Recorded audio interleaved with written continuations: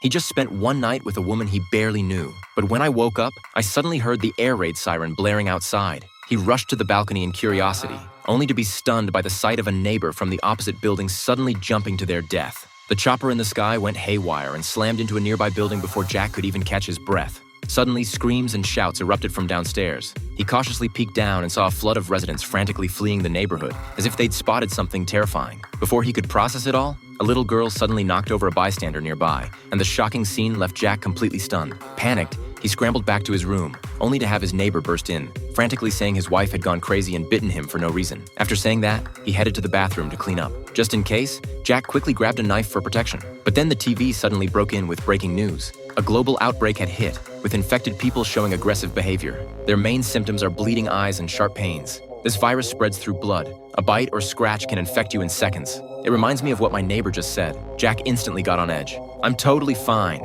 As soon as he finished speaking, Jack noticed his neighbor's eyes turning red, a clear sign of infection. Luckily, the neighbor snapped out of it just in time. "Jack forced me out of the house with a knife. If he'd waited a few more seconds, he'd have been the next one infected." But before Jack could catch his breath, his parents texted him, saying his dad warned him not to open the door as they were already on their way. Dad's words gave Jack a glimmer of hope. Since his parents are safe and sound now, he's got to protect himself no matter what. But 6 days just slipped by like that. The virus situation hasn't improved at all, and Jack's phone still has no service. Right now, his biggest concern is his parents' safety. Yet another 19 days have flown by. The whole apartment's out of running water. Water is more essential than food. Luckily, Jack had plenty of liquor and bottled water at home. It should manage to hang on for a bit longer. But good times don't last forever, and what's coming always arrives. Late that night, Jack heard odd noises from the bathroom, so he grabbed his bat and crept over to check it out.